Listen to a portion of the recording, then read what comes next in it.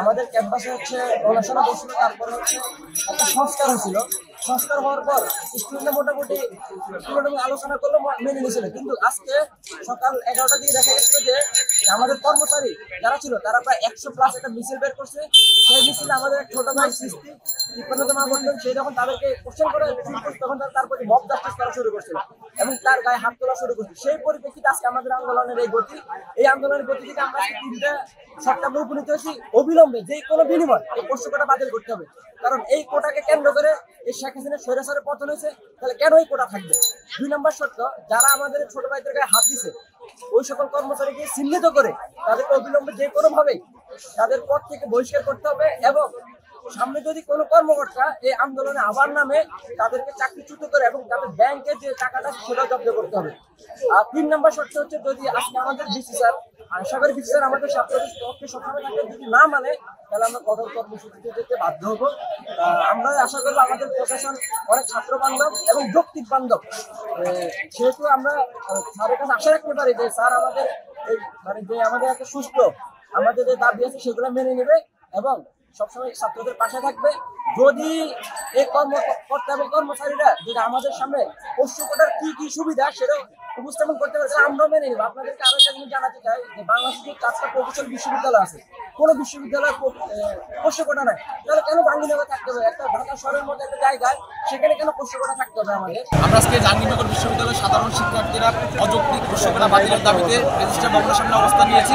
আমরা মনে করি এই 2024-এ জুলাই অভ্যুত্থানের যে চেতনা, সেই চেতনাকে যদি বাস্তবায়ন করতে হয় সেখানে কোনো ধরনের সংস্কার কিংবা কোনো ধরনের ডায়ালগে যাওয়ার আমাদের কোনো সুযোগ নেই। আমাদের এই অযৌক্তিক পোষ্য কোটাটা সম্পূর্ণরূপে বিলোপ করতে হবে, সম্পূর্ণরূপে বাতিল করতে হবে। আমরা এই ধরনের কোটা সম্পূর্ণ বিরোধিতা করি এবং আমরা সেই দাবিতে আজকে পোষ্য কোটা বাতিলের দাবিতে 1 দফা দাবিতে আমরা এখানে এসেছি এবং তার সাথে যারা কর্মচারীরা আজকে আন্দোলন করেছিল, নেতৃত্ব দিয়েছিল এবং শিক্ষার্থীদের বিরুদ্ধে বিরূপ মন্তব্য করেছিল তাদের চিহ্নিত করে অবিলম্বে তাদের চাকরিচ্যুত করতে হবে এবং ভবিষ্যতে কোনো কর্মচারী যদি আন্দোলনের ডাক দিয়ে তাদেরকে চিহ্নিত করে তাদেরকে চাকরিচ্যুত করার পাশাপাশি তাদের ব্যাংক হিসাব স্থগিত করতে হবে এবং আমাদের এই দাবি যদি মানা না হয় আমরা খুব কঠোর আন্দোলনে যেতে বাধ্য হব।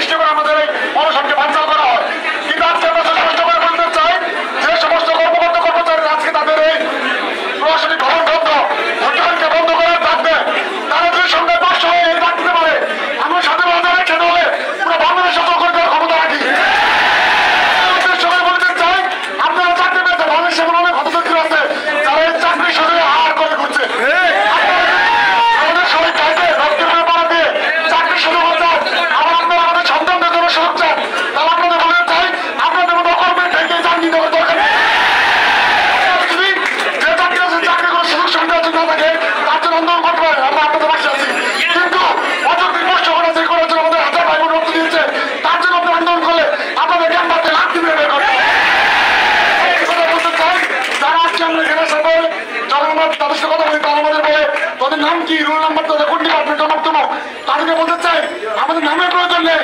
হাজার হাজার বন্ধুদের সামনে যখন দাঁড়িয়েছিলাম সেই মিটিং নাম করছি আমাদের নাম কি মতো 500 1000 2000 কর্মচারী কেন বাইরে না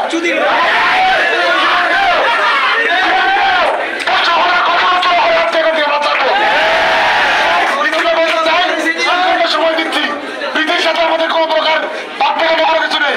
আমি জানি প্রেসিডেন্ট সহ আপনার চাকরি ঘিরে গেছে, আপনাকে দেওয়ার চাপ প্রয়োগ করছেন অনেক সময়, কিন্তু আপনাকে বলতে চাই কেন্দ্রের সাধারণ শিক্ষার্থীরা আপনার সাথে আছে। আপনি আমাদের কষ্ট করে বাধ্যতা দাবিতে আমাদের কাছে এসে ঘোষণা দিন, তারপর দেখি কার কত বড় সাহস কি আপনাকে ভালো আপনার রায়কে ভালো দেবে। আমরা একথা বলতে নতুন কর্মকর্তা কর্মচারী নিয়ে আপনাকে সহযোগিতা করবো। আমার সংগঠনের জন্য অনুরোধ করবো, বিসিকে এখনো সময় দেওয়া হয়েছে, আপনারা এখনো সবাই সুস্থ হয়ে বসেন। আমরা কোনো মার্ক করবো না, আমরা সকলে মিলে এখানে সুস্থ আন্দোলন বাস্তবায়ন করে এখান থেকে যাবো।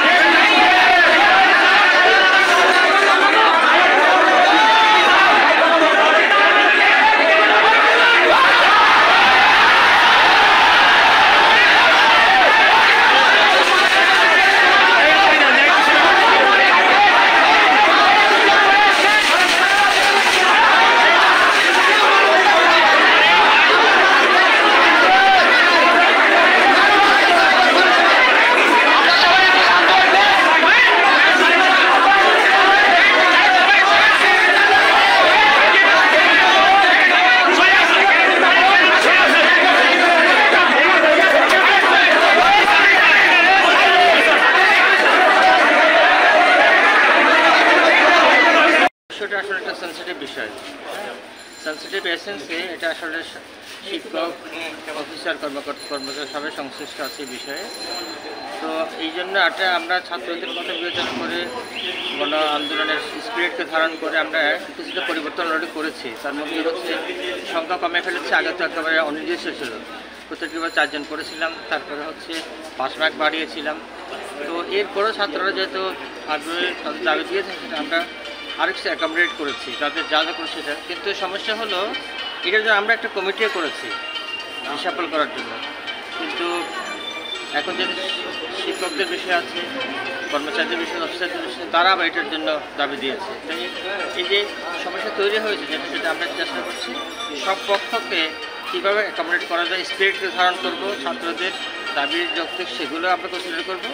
তবে শিক্ষক কর্মচারীদের যে বিষয় সেটাও আমরা যেন আরেকটু যৌক্তিক পর্যায়ে আসে সেই বিষয়ে আমরা চেষ্টা করবো। আমরা কাউকে বাদ দিতে চাই না, কারো ক্ষতিও যেন না হয়, আবার কেউ যেন বেশি প্রিভিলেজ পেয়ে না যায়। এবং একই সাথে আমরা চেষ্টা করবো হচ্ছে ছাত্রদের যে স্পিরিট ছিল সেটা কোনো ধারণ করবো। তো তবে একটা কথা রিকোয়েস্ট করি, সেটা হলো সব পক্ষকে আসলে সহযোগী হতে হবে।